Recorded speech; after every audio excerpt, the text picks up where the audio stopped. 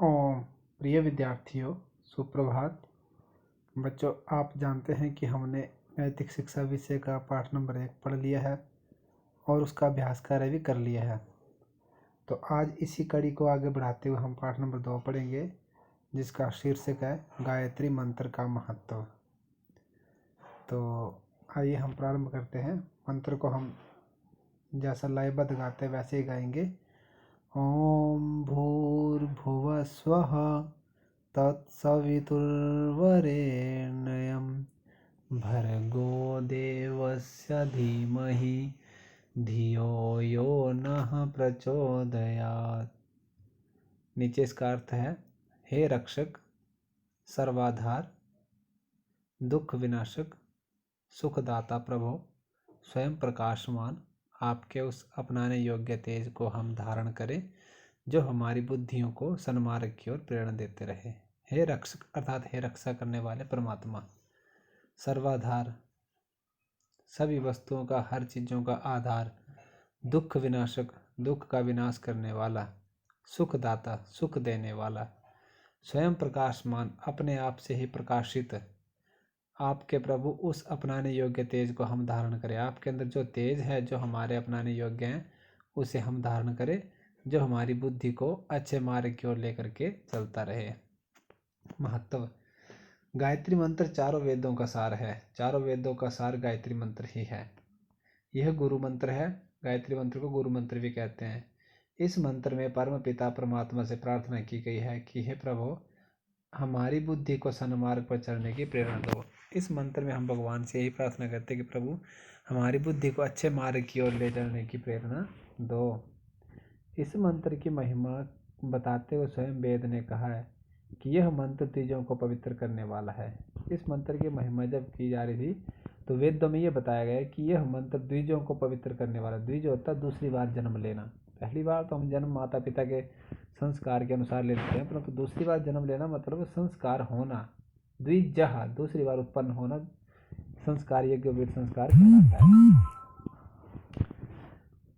आयु, प्राण, प्रजा, पशु, द्रव्य, कीर्ति और ब्रह्म ज्ञान को देने वाला ये जो गायत्री मंत्र है, जो इसका जाप करता है, निरंतर इसका पाठ करता है, उसको उसकी आयु दीर्घायु होती है, प्राण उसके बढ़ते हैं, प्रजा, पशु, द्रव्य, ये सब, इन सब वस्तुओं की उसको प्राप्ति होती है। मनुस्मृति के दूसरे अध्याय में लिखा कि जो साधक प्रातः काल शांत और पवित्र स्थान पर पहुंचकर गायत्री मंत्र का जप करता है, उस पर घी, मधु और दधि की वर्षा होती है। मनुस्मृति एक पवित्र ग्रंथ है।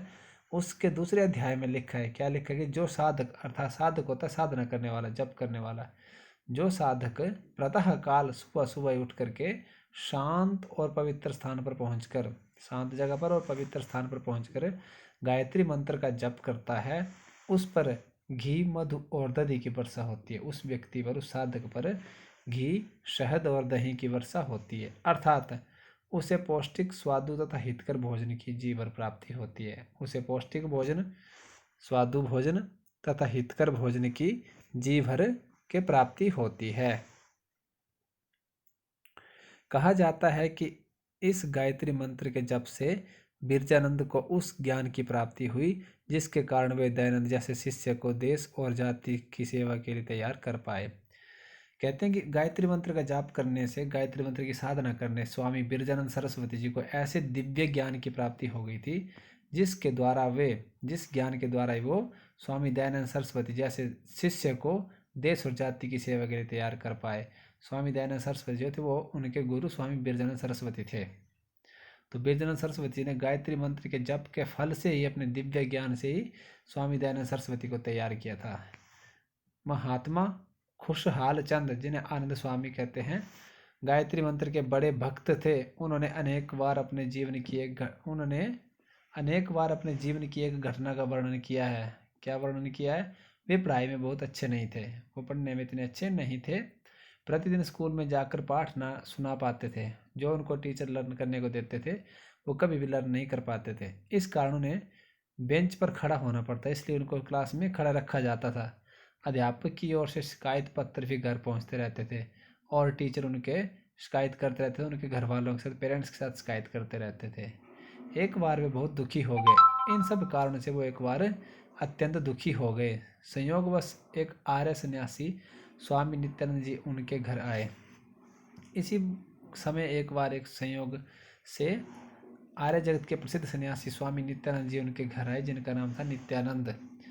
उन्होंने इन्हें उदास देखकर पूछा। जो तो स्वामी थे वो तो व्यक्ति के चेहरा देख करके पता लगा लेते हैं। उन्होंने देखा कि बच्चा उदास बैठा है। उन्होंने पूछा, बेटा तुम इतने उदास क्यों हो, क्यों आप इतने उदास हो? उन्होंने रोते रोते सारी बात बता दी। और अब स्वामी आत्मानंद जी ने सारी बात जो थी वो बता दी। आनंद स्वामी ने, सॉरी। तो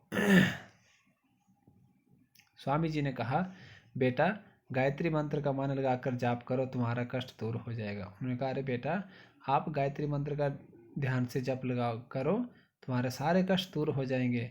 स्वामी जी ने उन्हें अर्थ भी समझा दिया और स्वामी जी ने इसके साथ साथ उनको गायत्री का मतलब भी बता दिया, अर्थ भी बता दिया। बालक खुशहाल ने जप करना शुरू कर दिया और धीरे धीरे उसने जप करना प्रारंभ कर दिया। कुछ ही दिनों बाद इसका परिणाम सामने आने लगा। अब धीरे धीरे कुछ समय के बाद उसका जो परिणाम था वो सामने आने लगा। उनकी बुद्धि निखरने लगी। उस बच्चे की बुद्धि जो थी वो निखरने लगी। वे पाठ में आगे रहने लगे और धीरे धीरे उनको लर्न होने लगा और स्टडी में अन्य छात्रों की अपेक्षा वो आगे बढ़ने लगे। घर पर प्रशंसा के पत्र पहुंचने लगे। पहले उनके घर में शिकायत के पत्र आते थे, फिर प्रशंसा के आने लगे। उन्हें दूध जलेबी जो उन्हें विशेष प्रिय थी मिलने लगी। दूध और जलेबी भी उनको अत्यंत प्यारी लगती, वो भी उनको मिलने लगी। तब से लेकर जीवन के अंतिम दिन तक वे इस मंत्र का रोज जाप करते थे। उस समय से लेकर के जब तक उनके प्राण थे, जीवन के अंत समय तक, लास्ट तक वो प्रतिदिन उस मंत्र का जाप करते थे। उन्होंने आनंद स्वामी जी की कथाएं सुनी है। जिन्होंने इनके आनंद स्वामी की कथा सुनी है या उनसे संबंधित पुस्तकें पढ़ी हैं, वे जानते हैं कि महात्मा आनंद स्वामी का जीवन कितना ऊंचा था। उनका जीवन अत्यंत ऊंचा और श्रेष्ठ था। उन्होंने समाज को कितना और क्या कुछ दिया। उसका उनका ज्ञान, मनोबल और तपोबल गायत्री का ही प्रसाद था। उनके पास जो ज्ञान था, उनके पास जो मनोबल था और जो तपस्या का बल उनके पास था, वो सब गायत्री मंत्र का ही प्रसाद था। बच्चों को एवं बड़ों को गायत्री का जाप अवश्य करना चाहिए। इसलिए हम सबको, छोटे बड़ों को गायत्री मंत्र का जाप जो वो अवश्य करना चाहिए। तो ये थी हमारी आज की वीडियो। इस वीडियो को आप बार बार सुनेंगे, पढ़ेंगे और समझेंगे और इसका अभ्यास करें हम कल करेंगे इन शब्दों के साथ। इति ओम शाम।